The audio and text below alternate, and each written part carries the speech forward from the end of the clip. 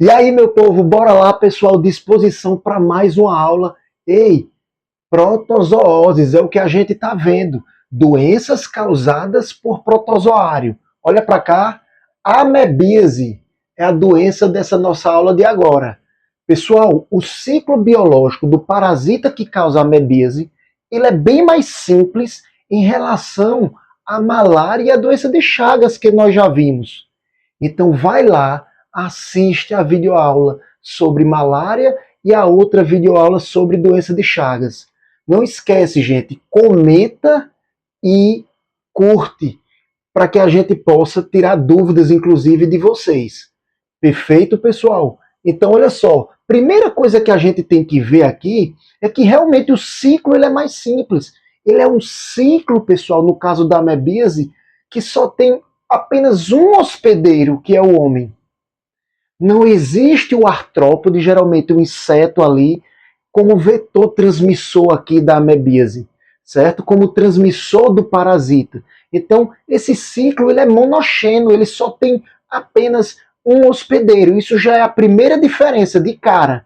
Então vai ser uma aula curta justamente por conta disso. Primeira coisa que a gente tem que ver, gente, olha para cá, o agente etiológico. Ei, não tem, repito, agente transmissor. A gente só fala no agente etiológico. E o agente etiológico é quem, pessoal? A gente já viu isso. É o agente causador dos sintomas da doença. Geralmente é o micro-organismo parasita ali que vai causar. E aqui o micro-organismo não é bactéria, estamos vendo que são protozoários. E qual é a espécie de protozoário que causa amebíase? Olha, meu povo, Entamoeba histolítica, faz parte do grupo lá dos risópodes. Aquele grupo de protozoários, tem uma aula sobre isso também, aquele grupo de protozoários que possuem pseudópodes, falsos pés, a famosa ameba, certo?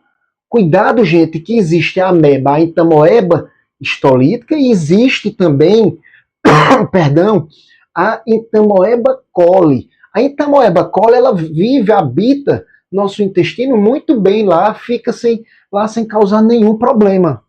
Perfeito? Já a histolítica, ela pode vir a acometer o indivíduo, e aí esse indivíduo pode vir a apresentar a doença que vai ter alguns sintomas, que é o que a gente vai conhecer. Beleza? Então, vamos combinar assim. Vou explicar o ciclo biológico do parasita, no caso da ameba, da Entamoeba histolítica, e depois a gente vem para os parâmetros epidemiológicos, todos os sintomas, tratamento, prevenção da doença. Beleza? Então olha para cá, acompanha comigo, gente. Vamos começar. O ciclo começa com a ingestão de água e alimentos contaminados. Contaminados com o quê? Com cistos, certo? Então, quando a água e o alimento entra, ele atinge o estômago, depois chega no intestino e vai para o intestino grosso. Ao chegar no intestino grosso é onde tudo acontece, pessoal. Vamos entender agora. Aqui no intestino grosso vai acontecer todas essas etapas aqui, ó, que eu estou colocando, certo? Então acompanha comigo, dá o zoom aí. Olha só, lá, aqui no intestino grosso, esses cistos, eles chegam desse jeito aqui, ó, estou apontando. Notem que eles chegam tetranucleados, eles possuem 4 núcleos. E aí, rapidamente, cada núcleo desse, atenção, vou falar devagar, cada núcleo desse dá origem a uma ameba. Dá origem a uma ameba que vai estar na forma de trofozoito. Olha esse nome aqui, ó, trofozoito. Então, esse núcleo aqui, formou-se isso aqui, ó, esse trofozoito, que é uma ameba. Esse outro formou essa outra ameba aqui, esse aqui e esse aqui, certo? Então, os cistos vão começar a apresentar justamente 4 amebas. E aí, esse cisto, quando ele possui 4 amebas, aqui dentro do intestino grosso, esse cisto ele se rompe, ele se abre. Quando ele se abre, olha ele se abrindo aqui, vai sair justamente os 4 trofozoitos, olha, os 4 trofozoitos. Então, esses trofozoitos, atenção, gente, eles são amebas que possuem pseudópodes. os falsos pés. Então, eles não são cistos. Eles saíram lá de dentro do cisto e quando eles ficam soltos aqui, olha, misturados já com as fezes, com o resto de alimento no nosso intestino, no intestino grosso, eles ficam se movimentando, são vários aí, certo? 4 para cada cisto, e eles vão se movimentar buscando alimento. Então eles se alimentam, eles fagocitam restos de comida aqui no intestino, como também, atenção nisso no que eu vou dizer agora, eles fagocitam hemácias, células do nosso sangue. Então eles vão causar como se fossem umas feridinhas aqui, vai haver rompimento de vasos, e o que é que vai acontecer? Sangue dos vasos aqui vão cair aqui no interior do intestino grosso. E aí, gente, aqui está se formando as fezes. As fezes estão se formando aqui. As fezes vão sair com sangue, são fezes sanguinolentas. Repito, sanguinolentas, porque contém sangue, e esse sangue vem de onde, gente? Vem dos vasos que se romperam a partir da ação dos trofozoítos, que fagocitam hemácias. Eles se alimentam de hemácias e também de restos de comida aqui presente na cavidade do intestino. Beleza? Então, gente, muita atenção aqui nesse momento. Nós tínhamos cisto tetranucleado, certo? E dentro desse cisto se formou 4 amebas no formato de trofozoíto. Então, trofozoíto é outra forma de vida, certo? Da entamoeba histolítica, da ameba. No caso do parasita que causa doença. Então, existe a forma de cisto e existe a forma de ameba mesmo, no caso, a forma de trofozoíto. Essa forma de trofozoíto é chamada forma vegetativa, vou colocar aqui, ó, vegetativa, e aí é a forma fagocitária, gente.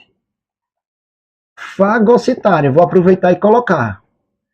Fagocitária, como eu disse, porque ela realiza fagocitose, sai se alimentando aqui, inclusive causando a liberação de sangue, porque elas fagocitam também hemácias. Vão à procura das hemácias, ocorre rompimento dos vasozinhos sanguíneos que estão aqui. Beleza? E aí as fezes, repito, no doente sai sanguinolenta. A gente vai ver que dentro dos sintomas tem aqui, ó, fezes com sangue. Em casos, inclusive, casos mais graves. Ok? Beleza, gente, até aí? Pessoal, esses trofozoítos, que é a forma mais ativa, ficam lá se movimentando aqui dentro do intestino, para lá e para cá, certo? Esses trofozoítos, cada um deles que foram liberados, ó, do rompimento do cisto, cada um esse aqui se formou nesse, esse nesse, esse aqui e esse nesse, certo? Cada um deles volta a se tornar um cisto. Então, você tem aqui, ó, esse aqui, por exemplo, ele era assim, formato de trofozoíto, e aí não esquece, para ser trofozoíto tem que ter, ó, essa expansão citoplasmática, esses falsos pés, a forma de uma gelatina, né? Ele é meio gelatinoso, certo? Então aqui dentro, ainda, cada um desses trofozoítos, ele começa, ao redor dele, produzir, sintetizar uma capa, uma camada, um envoltório proteico. Então, ele era assim, começa a produzir um envoltório proteico aqui. Aí ele fica assim, ó, redondinho. Deixou de ser trofozoíto e passou a ser o quê, ó? Mais esférico. Passou a ser cisto. E aí esses cistos estão em milhares aqui, misturado com as fezes. Aí o que é que a pessoa faz? Aquela pessoa que vive num ambiente que não tem saneamento básico, não tem uma fossa séptica, o que é que aquela pessoa faz? Tende a defecar ao ar livre, geralmente, gente, em bairros mais periféricos, mais carentes, e muitas vezes na zona rural, em locais sem condição nenhuma de saneamento. Defeca ao ar livre, e esse cisto, o que é que acontece? Eles saem junto com as fezes, são eliminados, mas antes de serem eliminados, olha para cá, eles são mononucleados no começo, mas antes de serem eliminados nas fezes, cada núcleo, em cada cisto desse, esses núcleos vão simplesmente sofrer duas divisões formando 4 núcleos. Epa, Afonso, 4 núcleos? Então, cada cisto tinha um núcleo, passou a ter 4. Isso, deixou de ser mononucleado, passou a ser o quê? Tetranucleado. Olha para cá, os cistos tetranucleados. 4 núcleos em cada cisto. E aí, gente, o que é que acontece? Esses cistos tetranucleados são eliminados no ambiente. Normalmente, como eu disse, nessas condições, vão afetar áreas que têm presença de água potável, água que muitas vezes a população usa para beber, como, por exemplo, lençóis freáticos, onde essa água é retirada através de poços, tanto para beber como também para irrigar plantações. Verduras, hortaliças em geral, frutas, que vão justamente para onde? Para a mesa das pessoas, da população. E aí o que vai para a mesa está contaminado com cistos. Que tipo de cistos? Mononucleados? Não. Cistos o quê? Tetranucleados, que vão novamente ser ingeridos por outras pessoas que vão se contaminar e todo o processo retoma. Vão apresentar os sintomas da doença.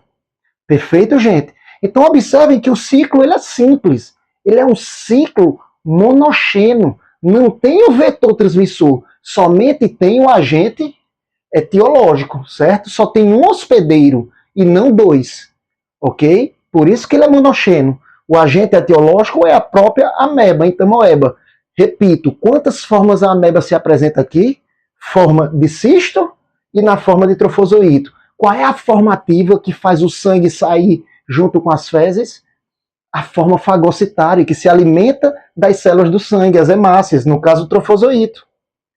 Qual é a forma da ameba, da entamoeba histolítica aqui no ciclo, que é eliminada no meio ambiente, que sobrevive porque tem um envoltório proteico, sobrevive às condições do meio, sem serem afetadas, com o metabolismo inerte ali, adormecido, os cistos. Então os cistos são formas especializadas para sobreviver aqui no meio, contaminando a água, como também as verduras, as frutas, os alimentos aqui quando são irrigados.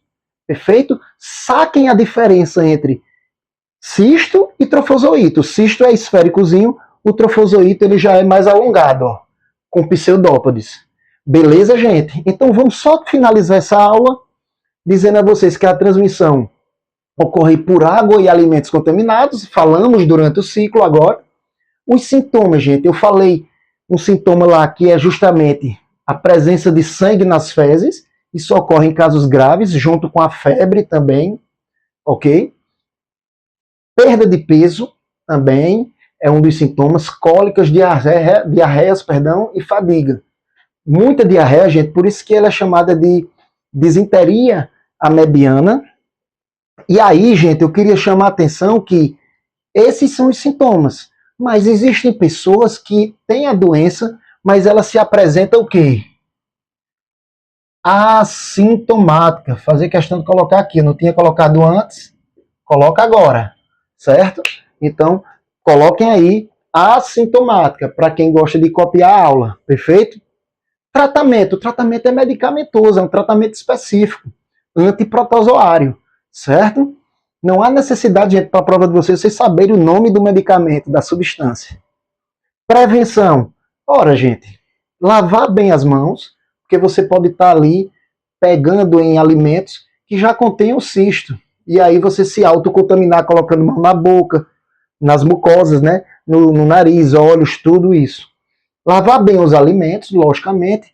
Aquela pessoa pega o alimento lá no campo, lavar bem ele, porque ali na lavagem vai sair bastante cistos ali, se tiver presente também. Pode ser que não saia tudo, mas saia alguma coisa.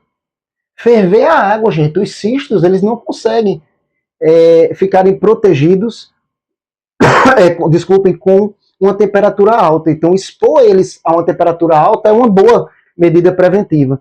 Não defecar ao ar livre, gente, isso é fundamental, certo? E aí, pessoal, para não defecar ao ar livre, é necessário também que as pessoas tenham condições mínimas de instalações sanitárias, né?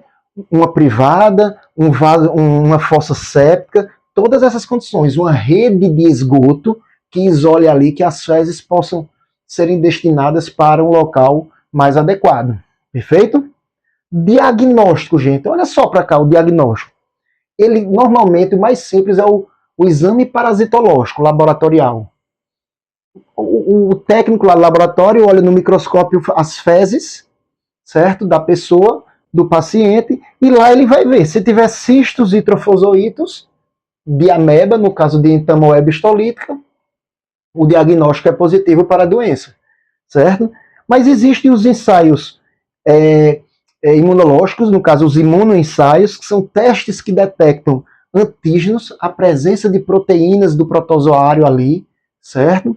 No sangue. E o teste sorológico, onde eles detectam a presença de anticorpos no nosso sangue, no nosso soro, no soro sanguíneo.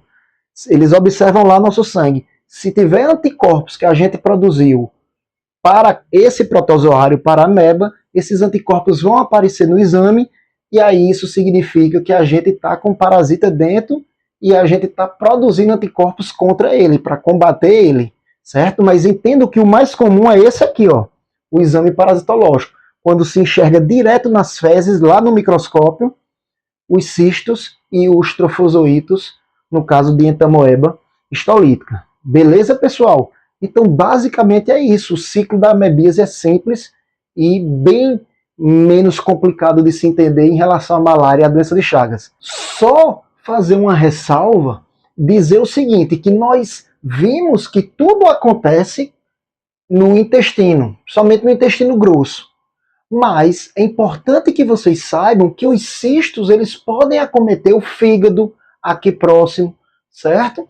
Pode acometer inclusive o cérebro também. Então, outros órgãos podem ser afetados pelos cistos, ok? Isso é a amebíase extraintestinal, certo? É uma fase da amebíase em que o cisto ele não se limitou a ficar apenas no intestino. Beleza, gente? Entendido isso? Pessoal, chegou até aqui, faz um comentário e curte nosso vídeo aí, beleza? Se tiver querendo alguma aula, coloca no comentário que a gente antecipa alguma aula para vocês. Abraço a todos e bons estudos. Bora lá. Tchau, tchau.